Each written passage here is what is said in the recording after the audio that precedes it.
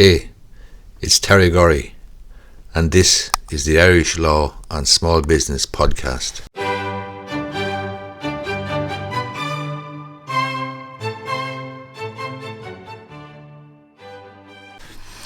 So the case opened yesterday between Enoch, Burke and Wilson's Hospital School in the High Court. You might think that this case that started yesterday, that's the 28th of March, is just another running battle or one of the running battles between the parties, but it's not. This is the substantive case. And I myself, quite frankly, was wondering what was the substantive issue that the High Court has to determine in this case. And it's this. The school has gone to the High Court looking for an order or a determination that they were justified and in order in invoking the disciplinary process in the school and in suspending Mr. Burke pending an investigation as part of that process.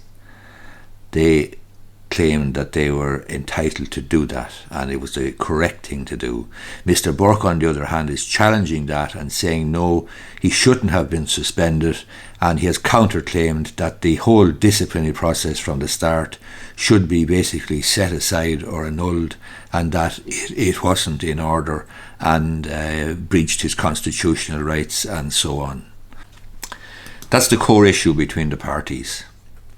And the school opened its case yesterday. It's got two senior counsel, Mark Connaughton senior counsel, Alex White senior counsel, and it's got a junior counsel, Rosemary Mallon BL, and they opened the case yesterday, and basically they were making issue or making the point that Mr. Burke's behaviour in the school, but particularly at a religious or chapel service involving the principal, Miss McShane, that he was haranguing the principal and his conduct was inappropriate and disrespectful and so on. Mr. Burke, on the other hand, is saying that his conduct was respectful and appropriate and wasn't inappropriate. Now, let me ask you this. If you are faced with a conflict of evidence between the parties as to the conduct of Mr. Burke, and that's what the judge will be facing, a conflict of evidence. On the one hand, the school is saying that his conduct was inappropriate and disrespectful and haranguing of Miss McShane, and on the other hand you have Mr. Burke saying that his conduct was respectful and appropriate. When you're faced with that conflict, which version of events do you find, or do you think the judge will find more credible? Bear in mind that the judge yesterday put his head in his hands and said, Mr. Burke, you would test the patience of Job. Bear in mind that yesterday the judge excluded Mr. Burke from the hearing that started only at 11 o'clock, or didn't actually start because Mr. Burke had preliminary objections about discovery and about emails and WhatsApp messages and so on.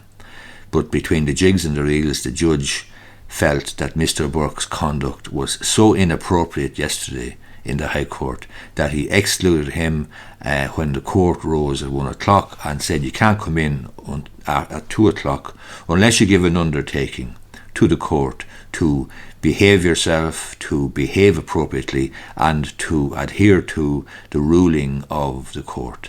The judge yesterday said that he was in breach of, or he was in contempt of court and so on. Now bear in mind that the substantive issue, as I've just said in this case, is whether Mr. Burke's conduct was inappropriate and disrespectful and haranguing, or whether it was entirely in order and reasonable. And here you have a judge who has to make that decision, finding himself making a decision to exclude Mr. Burke from the court shortly after the hearing was to commence at 11 o'clock. If you were making a decision, if you were an adjudicator at the WRC or a judge in any court and you were looking at the conduct of Mr. Burke in the court, and if you were, as I say, faced with a conflict of evidence between the parties as to Mr. Burke's conduct in the school and whether the school was entitled to invoke the disciplinary process and suspend him, then obviously you're going to make up your own mind. You'll have to make up your own mind. There is a conflict. A couple of other interesting points arose from yesterday. One is that Mr. Burke apparently had no objection to a previous request from the school in November 2021 about a transitioning student. There was no difficulty on that occasion, according to Senior Counsel for the school, Mark Connaughton. Mr. Connaughton says that a similar situation occurred in November 2021 and the principal had issued a similar communication to staff, including Mr. Burke, and no issue had been raised. As I say, there will be a conflict of evidence here about Mr. Burke's conduct in the school, especially at that school religious or chapel event involving Miss McShane. The bishop apparently was out attending that, and there was a dinner then after that particular religious service. Mr. Burke's contention and argument is that what he did and said was respectful. The school will have a different view. Senior counsel said that the school had not begun the legal action lightly, but was in the invidious position that it had a teacher who was absolutely determined not to comply with an instruction from the principal, but would not broach any discussion or compromise unless the approach he was advocating for was taken. Mr. Justice Owens then said that Mr. Burke could come back into the court if he was willing to give an undertaking that he would comply with court directions and orders. Mr. Burke had repeatedly accused the school's lawyers of tampering with documents, emails and WhatsApp messages. The school denies this. The school's legal team denies this in the strongest possible terms, and they say that they can deal with his questions or any issues that he raised in relation to documents in writing.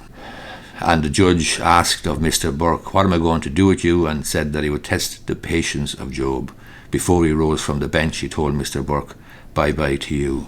That's day one of the substantive hearing between Wilson's Hospital School and Mr. Enoch Burke. I'm not going to cover every day, I don't believe, but I was interested for my own education, as it were, to understand what was the substantive issue. Because remember, if somebody is dismissed from the job, then ordinarily the route that they must go is to the Workplace Relations Commission with a complaint about unfair dismissal.